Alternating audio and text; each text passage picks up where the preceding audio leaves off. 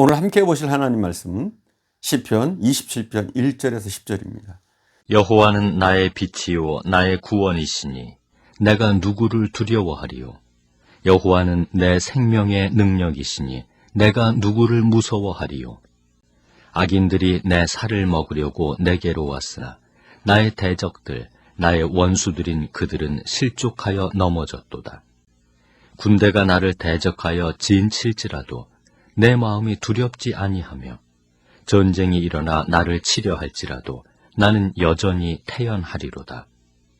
내가 여호와께 바라는 한 가지 일, 그것을 구하리니 곧 내가 내 평생에 여호와의 집에 살면서 여호와의 아름다움을 바라보며 그의 성전에서 사모하는 그것이라. 여호와께서 환난 날에 나를 그의 초막 속에 비밀히 지키시고 그의 장막 은밀한 곳에 나를 숨기시며 높은 바위 위에 두시리로다. 이제 내 머리가 나를 둘러싼 내 원수 위에 들리리니 내가 그의 장막에서 즐거운 제사를 드리겠고 노래하며 여호와를 찬송하리로다. 여호와여, 내가 소리내어 부르짖을 때 들으시고 또한 나를 긍휼히 여기사 응답하소서. 너희는 내 얼굴을 찾으라 하실 때 내가 마음으로 주께 말하되 여호와여, 내가 주의 얼굴을 찾으리이다 하였나이다. 주의 얼굴을 내게서 숨기지 마시고 주의 종을 노하여 버리지 마소서. 주는 나의 도움이 되셨나이다.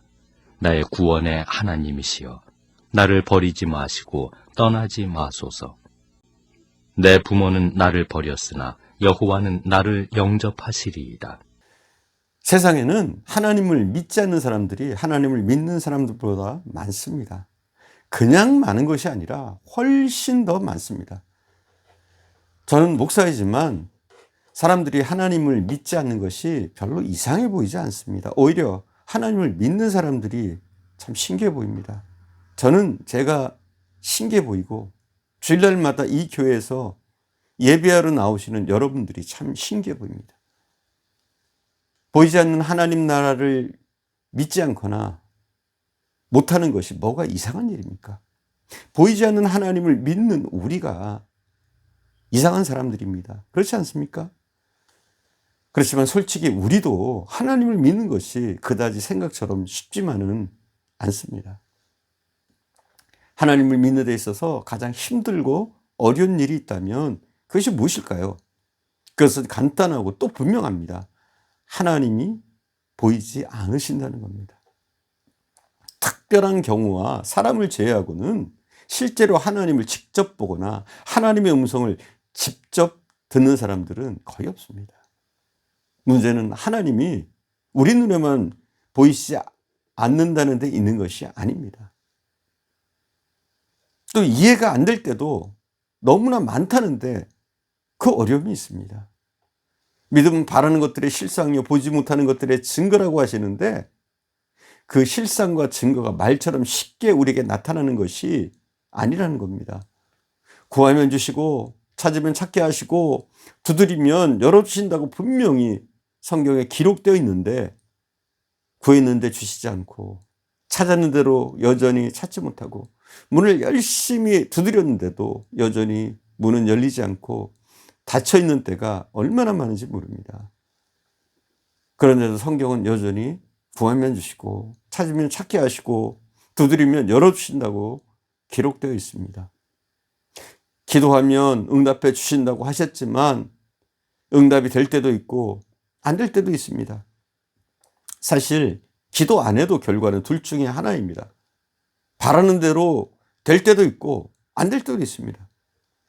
기도 안 하면 바라는 대로 되지 않고 기도하면 언제나 바라는 대로 된다면 하나님을 믿기가 얼마나 쉽겠습니까? 하나님을 믿는데도 평생 삶이 고단한 사람들, 평생 하나님께 기도하고 사는데 그 응답을 받지 못하고 사는 사람들, 그런 사람들이 우리 주위에 얼마나 많은지 모릅니다. 그런데 어떻게 하나님을 믿을 수 있는 것일까요? 어떻게 그런데도 믿을 수 있나요? 성경에 보면 하나님을 아주 잘 믿었던 사람들이 있었습니다. 그 중에 한 사람이 아브라함입니다. 아브라함은 자녀가 없었습니다. 지금도 자녀가 없는 것은 참 힘든 일 중에 하나입니다. 아마 가장 힘든 일 중에 하나가 자녀가 없는 것인지도 모르겠습니다. 그러나 아브라함 당시 자녀가 없다는 것은 문화적으로 볼 때 지금보다 몇 배는 더 힘들고 어려웠습니다. 그런데도 아브라함은 하나님을 믿습니다. 그런 하나님이 어느 날 갑자기 나타나셔서 본토 친척 아비집을 떠나라고 하시니까 그는 갈 곳도 묻지 않고 떠납니다. 그뿐만 아닙니다. 드디어 하나님이 아브라함이 75세가 되던 해에 나타나셔서 자녀의 축복을 약속하십니다. 별처럼 많게 하겠다. 75세의 나이는 인간적으로 육체적으로 볼 때 자식을 낳을 수 있는 나이가 아니었습니다. 그럼에도 불구하고 믿었습니다. 왜요? 하나님이 그렇게 말씀하셨으니까. 그러나 우리가 잘 알고 있는 것처럼 아브라함이 실제로 아들 이삭을 낳은 것은 그로부터 25년 후였습니다. 말씀하시고도 그 약속을 이행하지 않으시는 그 기간이 25년이었습니다. 그러나 그 기간 동안 25년 동안도 아브라함은 하나님을 믿었습니다. 그것을 보면 믿음의 조상이라고 할 만큼 하나님을 잘 믿었던 사람에게도 하나님은 잘 이해되지 않고 보이지 않는 존재였습니다. 우리와 별반 다를 것이 없었습니다. 하나님이 사탄 앞에서 자랑하신 욥도 마찬가지였습니다. 사탄은 하나님이 욥을 세상에 제일 가는 부자로 세워주셔서 하나님을 믿고 의지한다고 그는 의심했습니다. 그러나 눈에 보이는 것들이 모두 무너졌을 때 말로 다 할 수 없는 고통과 시험 가운데 사랑하는 아내마저 차라리 하나님을 욕하고 죽으라고 할 만한 상황에서도, 다시 말해서 하나님이 보이지도 않고 이해되지도 않는 그런 상황에서도 욥은 이런 고백을 합니다. 주신 자도 여호와시오 취하신 자도 여호와시오니 여호와의 이름이 찬송 받으실지니다 라고 고백하면서 하나님께 대한 믿음의 흔들림이 없었습니다. 오늘 본문의 주인공 다윗도 하나님을 참 잘 믿었던 사람 중에 하나였습니다. 다윗에게도 하나님은 보이지 않으시는 하나님이셨습니다. 이해되지 않으시는 하나님이셨습니다. 다윗의 삶을 돌아보면 하나님은 다윗의 일생 중에 대부분 보이지 않으셨습니다. 응답하시지 않으셨습니다. 숨어 계셨습니다. 그 때문에 다윗이 당한 고난과 어려움과 고통은 우리의 상상을 초월하는 것입니다. 본문 9절에도 보면 주의 얼굴을 내게서 숨기지 마소서, 그런 고백이 나옵니다. 그것은 지금 하나님이 다윗에게서 당신의 얼굴을 숨기고 계시다는 것을 의미합니다. 8절에 보면 또 이런 말씀이 있습니다. 너희는 내 얼굴을 찾으라 하실 때 내가 마음으로 주께 말하되 여호와여 내가 주의 얼굴을 찾으리다 라는 말씀이 있습니다. 다윗이 그냥 하나님의 얼굴을 찾는 것이 아니라 하나님이 그렇게 하라고 하셔서 그렇게 한 것이었습니다. 그럼에도 불구하고 하나님은 우리에게 당신을 찾으라고 하시고 종종 우리에게서 숨으십니다.